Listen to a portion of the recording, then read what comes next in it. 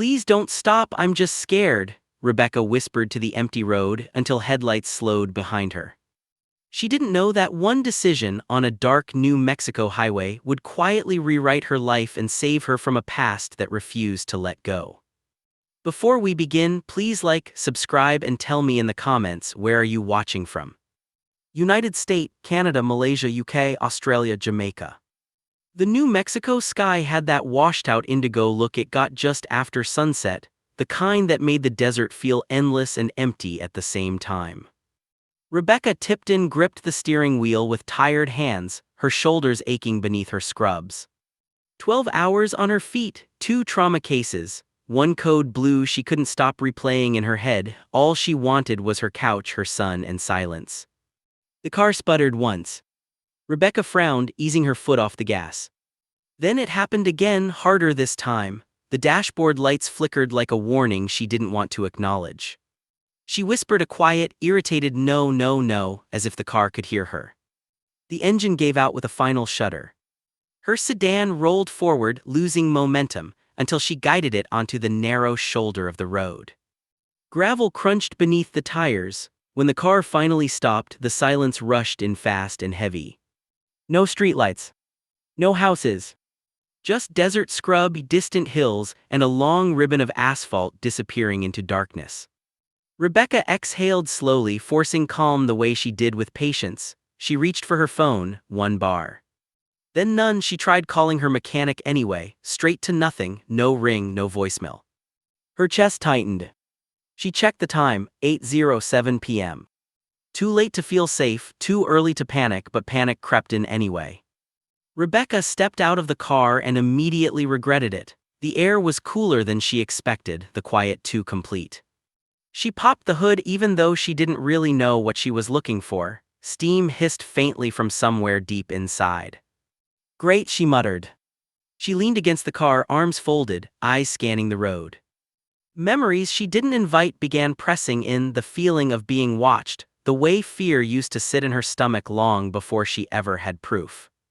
She shook her head, grounding herself. This wasn't that, this was just a breakdown, just bad luck. Headlights appeared in the distance. Rebecca's breath caught, relief and caution collided in her chest. She stepped back, heart pounding as the vehicle approached. The headlights slowed, the car passed her, then braked. It rolled forward a few yards. Then reversed. Her pulse spiked. The driver's door opened. A tall man stepped out, keeping his distance, his movements measured and unhurried. He didn't rush toward her, he didn't shout. Hey, he called out, voice calm, you okay? Rebecca hesitated, then nodded. My car died, I think. The man stopped a few feet away, hands visible. I'm Mike. I saw you pulled over and didn't feel right leaving you out here alone. Something in his tone, steady, not curious, not pushy, eased her just a notch. I'm Rebecca, she said. I tried calling my mechanic, but my phone's not working. Mike glanced at the open hood, then back at her. Mind if I take a look? I'm not a car guy, but sometimes it's obvious stuff. She stepped aside. Be my guest. He leaned in, squinting at the engine like it might confess something if he stared long enough. After a minute, he shook his head with a small laugh. Yeah, I've got nothing, he admitted, but I know a mechanic who lives about 10 minutes from here. I can call him. You don't have to, Rebecca started. I want to, he said gently, already pulling out his phone. It's no trouble. She watched him pace a few steps away, speaking quietly, explaining the situation. The relief hit her unexpectedly hard, her eyes burned and she blinked it away. Mike hung up. He said he'll be here in about 10 minutes. She let out a breath she hadn't realized she was holding. Thank you, really. No problem, he glanced at the empty road. Do you live far? About 15 minutes east. He nodded once. If you're comfortable, I can drive you home. He can fix the car and bring it to you tonight. Rebecca studied him, the clean jeans, the tired eyes. The faint crease between his brows that looked permanent. Nothing about him screamed danger. Still, trust didn't come easily anymore. I'd appreciate that, she said carefully. The mechanic arrived sooner than expected, headlights cutting through the dark like a promise kept. Mike spoke with him briefly, handed him cash before Rebecca could even protest. I'll pay you back, she said quickly. Mike shook his head. No, don't worry about it. I insist. He met her gaze firm but kind. I said it's okay. She didn't argue further, she was too tired, too grateful. The drive to her house was quiet but not awkward. Mike didn't pry, he didn't fill the silence just to fill it. He asked one question. You work late. I'm a nurse, she said. He nodded. That explains the exhaustion. When they pulled up to her place, the porch light glowed warm and steady. Safety at last. She turned to him. Thank you for stopping, most people wouldn't have. He shrugged lightly. I've got a kid, I'd hope someone would stop for him one day. That stayed with her. They exchanged numbers, nothing dramatic, just names on a screen. As Mike drove away, Rebecca stood there a moment longer, watching his taillights fade. The night felt quieter than before, but not as heavy. For the first time in a long while, she felt like the road hadn't been out to get her after all. And Mike, driving back through the desert toward his quiet house and his sleeping 7-year-old son, didn't know it yet, but the choice he made to stop would echo far beyond that empty stretch of road. The next morning, Mike woke up before his alarm, the desert light already sneaking through the blinds. Alex was still asleep down the hall, one arm flung over his pillow, the quiet kind of peace that only children seem to find so easily. Mike padded into the kitchen, started the coffee, and checked his phone out of habit. A new message sat there. Rebecca just wanted to say thank you again. My car made it home, I slept like a rock. He stared at it longer than he needed to. Then he typed back. Glad you got some rest, take it easy today. That should have been it, simple, polite, done. But it was. Over the next few days, the messages kept finding their way in, never heavy, never demanding. Just enough to remind him of that quiet stretch of road and the way her voice had steadied once she realized she wasn't alone. How was work? Did your mechanic say what caused it? Hope your day went smoother than mine.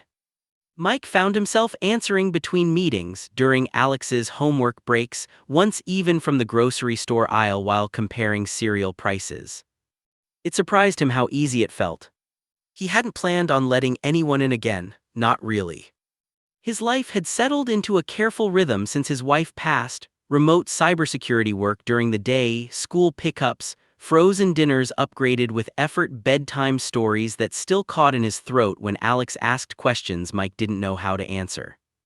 Rebecca didn't ask for pieces he wasn't ready to give. She talked about her job, long nights, short tempers, the way hospitals never really slept. She joked about bad coffee and stubborn IV lines, she never glamorized it. Mike liked that. One evening, while Alex colored at the table, Mike took a call from Rebecca instead of texting. You don't have to, she started. It's fine, he said, I've got the time. Her voice was softer over the phone, less guarded. They talked about nothing important for nearly 20 minutes. When they hung up, Mike realized he'd been smiling. Alex noticed too. You got a girlfriend? His son asked bluntly. Mike nearly dropped his phone. No, she's just a friend. Alex shrugged. Okay. But the word friend lingered longer than Mike expected. A week later, Rebecca insisted on meeting him in person again. I owe you a coffee, she said, at least. They met at a small cafe tucked between a hardware store and a dry cleaner, nothing fancy, just chipped mugs and a chalkboard menu. Mike arrived early, nerves buzzing for no good reason. Rebecca walked in wearing jeans and a light sweater, her hair pulled back loosely. She looked less tired than that night on the road, but there was still a carefulness in her eyes. They talked for over an hour. About work, about raising kids alone, about how silence could feel heavy or peaceful depending on who you shared it with. Mike told her about losing his wife, not in detail, just enough to explain the shape of the space she'd left behind. Rebecca listened without interrupting, without pity. I'm sorry, she said quietly, that kind of loss doesn't go away. No, Mike agreed, it just changes form. She didn't talk much about her ex, only that the marriage hadn't been safe, that leaving had been harder than staying, even when staying hurt. Mike didn't press. When they stood to leave, something shifted, not romance exactly, but recognition. Two people acknowledging they understood something familiar in each other. Over the next few weeks, their lives began to overlap in small, unassuming ways. Phone calls while folding laundry, texts during lunch breaks, shared frustrations about school emails and rising grocery prices, the kind of connection built in inches, not leaps. Mike noticed that Rebecca sometimes went quiet mid-conversation, like she'd heard something in the distance. When he asked, she brushed it off. Just tired, she'd say. But once, when they were walking through a park after grabbing takeout, Mike saw her freeze. Her eyes tracked a man across the street. He wasn't looking at them, not obviously, just standing there checking his phone. Still, her shoulders stiffened. "You okay?" Mike asked. "Yeah," she said too quickly, "just thought I recognized someone." The moment passed, but it stayed with him. Not long after, Mike suggested something casual. "Would you want to do something with the kids?" he asked, no pressure, just normal. Rebecca hesitated. That might be nice.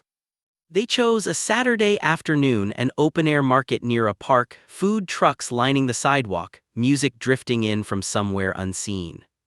Mike arrived with Alex, who immediately spotted a boy his age near the fountain. "John," Alex shouted, running ahead. Both adults froze. Rebecca laughed softly. "That's my son." It took a minute to sink in. Same school, same class, same teacher. The boys were already inseparable, as if this was old news. Mike shook his head in disbelief. "You're kidding." Rebecca smiled, but her eyes shone. "I guess the world's smaller than we think." The afternoon unfolded easily. The kids raced between stalls. Mike and Rebecca sat on a bench sharing fries, watching them like parents who had found unexpected backup. For a while, everything felt simple. But Mike noticed something else. A man across the park, standing near a tree, watching. When Mike looked again, the man was gone. He didn't mention it. That night, as Mike tucked Alex into bed, his son yawned and said, "I like Rebecca." Mike paused. "Yeah. And John's cool too." Mike smiled. "Yeah, they are." After Alex fell asleep, Mike sat alone in the quiet house, phone resting on his chest. A message from Rebecca lit the screen. "Today felt nice. I haven't felt that in a long time." Mike typed back slowly. "Me neither." Neither of them said what they were both starting to feel.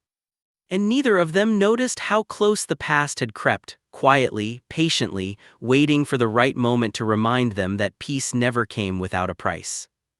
The first time Rebecca noticed the car, she told herself she was imagining it. It was parked across the street from the hospital when her shift ended, engine off, lights dark, just sitting there like it belonged. By the time she glanced back after unlocking her door, it was gone. She didn't mention it to Mike. Not that night, not the next day either. Life had settled into a fragile kind of normal, and Rebecca didn't want to be the one to disturb it. Mike had become part of her routine in ways that felt both comforting and dangerous. Morning texts, quick calls during lunch, a standing joke about how neither of them ever finished their coffee while it was still hot. Normal was precious, normal was rare. So she kept quiet. Mike, on the other hand, had started noticing patterns he couldn't explain. The same unfamiliar sedan parked a little too close to his house one evening, the way Rebecca sometimes scanned parking lots before stepping out of her car. The way her laughter faded just a second too fast when a stranger walked by. He didn't push, but he paid attention. One afternoon, Rebecca came over with John while Mike worked from home. The kids were on the floor building something loud and complicated out of plastic bricks, their voices overlapping in pure, effortless joy. Mike muted his mic and leaned back in his chair. "You ever feel like things get quiet right before they change?" he asked casually. Rebecca froze for half a heartbeat. Then she smiled. "That's a weirdly specific question." He shrugged. "Occupational hazard, cybersecurity, you learn to watch for patterns." Her smile thinned, but she didn't look away. "Yeah," she said softly, "I know that feeling." Later, when she thought Mike wasn't looking, she checked the front window twice. The tension followed them into what should have been an easy evening. They took the kids out for burgers and milkshakes at a local spot near the highway, neon buzzing overhead, the smell of grease and sugar hanging in the air. Alex and John argued loudly about which superhero could win in a fight, while Mike and Rebecca sat across from each other, smiling without really hearing them. That's when Mike noticed the man at the counter. Mid-30s, baseball cap pulled low, phone in hand, but his reflection in the chrome napkin holder was angled toward their table. Mike's stomach tightened. The man didn't look threatening, that almost made it worse. When Rebecca glanced up and saw him, her hand tightened around her cup. She looked down immediately. Mike followed her gaze. "You know him." Her voice came out steadier than her hands. I think that's my ex-husband." The word landed heavy between them. "He's not supposed to be here," she added quickly. "He shouldn't even know where I am." The man stood, tossed something in the trash, and walked out without looking back. Mike didn't chase him, didn't stare. But something shifted. Back at Mike's house, after the kids were asleep, Rebecca finally talked. Not everything, but enough. She told him about the apologies that followed every outburst, the promises.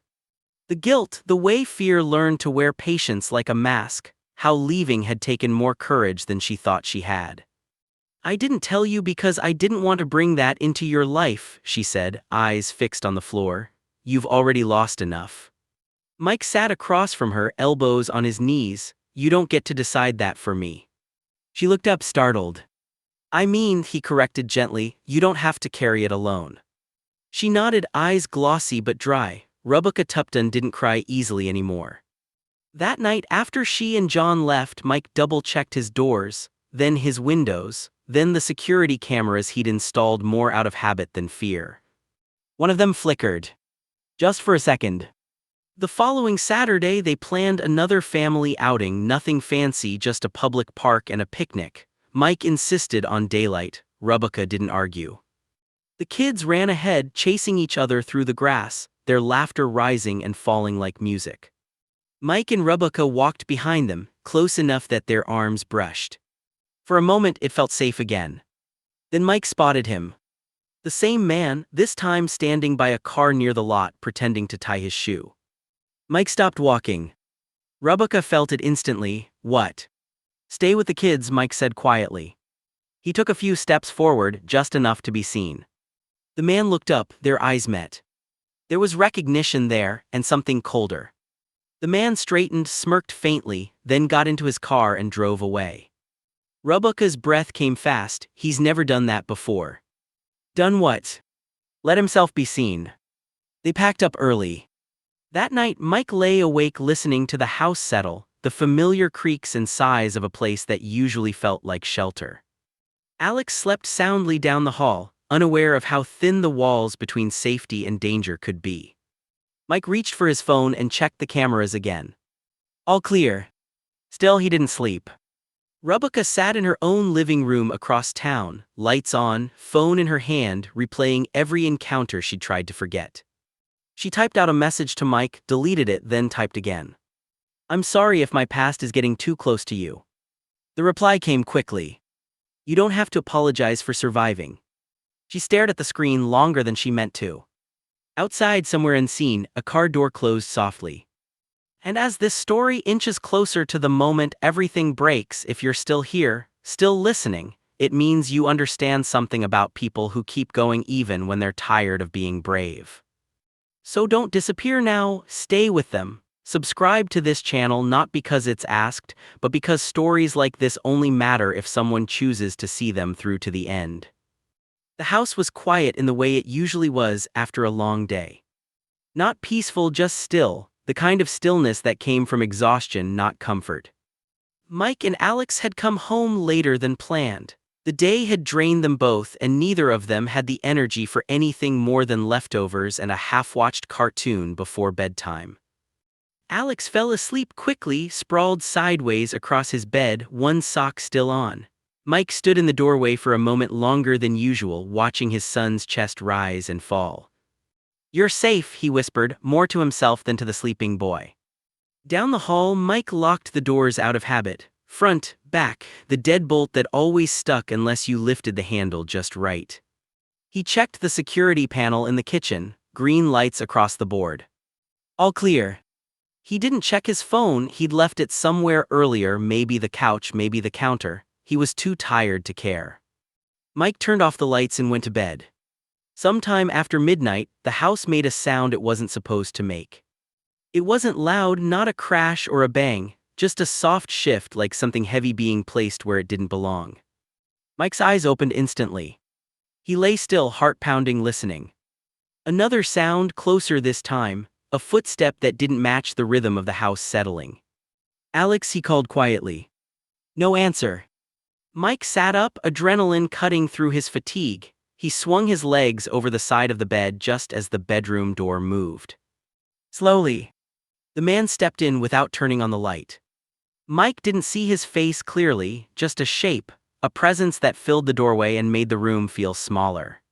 "What the hell?" Mike started. The blow came fast and hard, knocking the words out of him.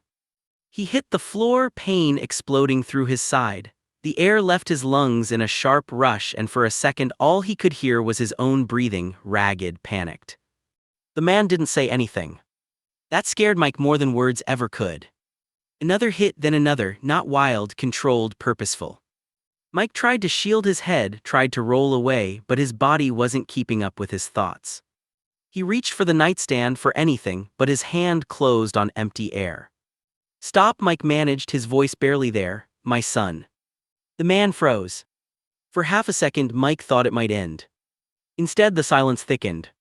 The intruder leaned down, close enough that Mike could smell his breath, could feel the weight of his attention. Then he stepped back. The next sound was glass cracking. Somewhere in the house, a camera died. Mike's vision blurred, he tasted blood. He tried to sit up again and failed, his strength draining faster than he could understand. Footsteps moved away, fast now. A door opened, closed. Then nothing. For a moment, Mike wondered if he'd imagined it, if this was some strange nightmare brought on by stress and lack of sleep. Then pain reminded him it was real. "Alex," he croaked. From down the hall came a small, frightened voice. "Dad." Relief and terror collided in Mike's chest. "Go," Mike said, forcing the word out. "Next door, get help." "I'm scared." "I know," Mike said, fighting to stay conscious. "Run, please." There was a pause, then the sound of small feet pounding down the hallway, the front door opening, a child's voice breaking the quiet night. Mike lay there, staring at the ceiling, focusing on breathing. In, out, stay awake. Sirens felt like they took hours to arrive. The hospital lights were too bright, the questions too many. Faces blurred together as doctors and nurses worked around him, their voices calm in that practiced way that said things were serious but manageable. Rebecca arrived before dawn. She stood in the doorway of the hospital room, eyes wide, hand pressed to her mouth. The sight of Mike, bandaged, pale, barely sitting up, made her knees weaken. "Oh my God," she whispered. Mike tried to smile, it didn't work. "Hey." She crossed the room in 3 steps and took his hand carefully, as if he might break. "I'm so sorry," she said, the words tumbling over each other. "I should have said something sooner, I should have." "Stop," Mike said gently, "this isn't on you." Tears slipped down her face anyway. The police came later, asked questions, took notes, looked around the house. The cameras had been smashed, the system disabled just long enough to get in and out. Professional enough to leave little behind. "Do you have any idea who might do this?" one officer asked. Mike shook his head, then hesitated. Rebecca's face went tight. "There is someone," she said quietly, "my ex-husband." The name hung in the air. They questioned him, looked into him, but there were gaps. His own cameras hadn't been working, no clear proof he'd left his place that night. For a while, it felt like the truth would slip through their fingers. Mike was discharged days later, bruised and stitched and moving slowly. Rebecca drove him home, helped him settle onto the couch, cooked meals he barely touched. She checked the locks twice, then 3 times. At night, neither of them slept much. Then the call came. A neighbor's camera across the street, a man matching the description, the same clothing, a partial plate, and fingerprints lifted from where the camera had been destroyed. Enough.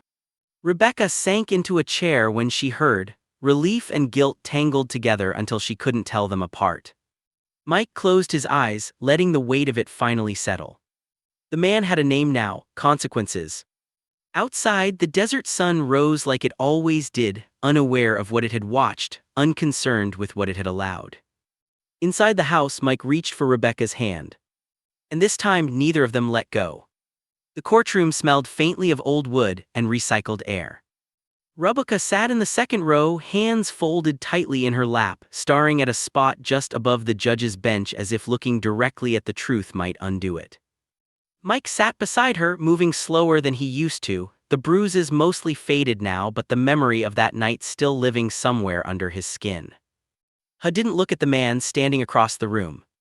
He didn't need to. The evidence spoke where words couldn't: neighbor footage, fingerprints, timelines that finally lined up the way they should have from the beginning. The judge's voice was steady, impartial, unmoved by excuses that had already been worn thin. A restraining order. 6 months in custody. It wasn't a dramatic sentence, it didn't erase the fear or the nights Rebecca had slept with one ear open, but it was real, it was official. And for the first time in a long time, the law stood between her and the man who had refused to let her go. When it was over, Rebecca walked outside and breathed in deeply, as if she'd been underwater for years and had finally broken the surface. Mike watched her, the way her shoulders lowered, the way some invisible weight slipped off her frame. "You okay?" he asked. She nodded, then shook her head, then laughed softly, the sound shaky but honest. I think I might be." Healing didn't arrive all at once after that. It came in pieces. In mornings where Rebecca made breakfast in Mike's kitchen without asking. In afternoons where Mike worked from the couch while the boys did homework at the table, arguing over pencils and spelling words like brothers who'd known each other forever. In nights where Rebecca checked the locks and Mike didn't tell her she didn't have to. She stayed over more often while Mike recovered fully, and slowly staying turned into belonging. No one announced it, it just happened the way families usually do, quietly, without permission slips. Alex noticed first. One evening, as Mike struggled to lift a box from the garage, Alex stepped in front of him, arms crossed with serious intent. "You're not allowed to carry heavy stuff," he said, Rebecca said. Mike raised an eyebrow. "Oh, she did." Alex nodded firmly. "Yeah, she takes care of us." Mike looked past his son to where Rebecca stood in the doorway, caught off guard, one hand still on the light switch. Their eyes met. Something settled between them then, not excitement, not fear, but certainty. A few weeks later, on a calm Sunday afternoon, Mike asked Rebecca to walk with him down the block. No big setup, no dramatic speech, just the two of them, the desert sky wide and forgiving overhead. "I don't want to rush you," Mike said, stopping near the corner where the road dipped toward the open land. "And I don't want this to be about what we escaped." Rebecca waited, heart steady but attentive. "I want it to be about what we're choosing," he continued, "every day." He pulled out a simple ring, nothing flashy, just honest. Rebecca didn't cry right away. She stared at it, then at him, then laughed softly in disbelief. "Yes," she said, "I've been saying yes since the night you stopped on that road." They married quietly, no big venue, just close friends, family, and two boys who stood proudly between them. Holding hands like this was always how it was meant to be. Not long after, opportunity nudged them west. California offered a fresh start, a new rhythm, distance from places that held too many memories. Mike's job made the move possible. Rebecca found work easily, good nurses always did. Packing up the New Mexico house felt bittersweet. The desert had given them fear, but it had also given them each other. On their last night there, Mike stood on the porch, watching the sunset bleed orange into purple. Rebecca joined him, slipping her hand into his. "You ever think about what would have happened if you hadn't stopped?" she asked. He shook his head. "I try not to." "Me too," she said, "because sometimes the smallest choices carry the biggest weight." The boys ran past them, laughing, chasing something only they could see. Mike squeezed her hand. "I'm glad I didn't keep driving." "So am I." Because this story isn't really about a car breaking down or even about the violence that followed. It's about the kind of courage that looks ordinary from the outside, the kind that stops when it doesn't have to, the kind that stays when leaving would be easier. If you've ever helped someone without knowing how it would turn out. If you've ever stayed kind in a world that gave you reasons not to be. Then you understand why stories like this matter. And if you've made it this far through the fear, the healing, the quiet moments in between, don't just walk away like this was nothing. Subscribe to this channel, not for me, not for a button, but because choosing to stay, to listen, and to believe in stories where decency still wins, that's how we make sure they keep getting told.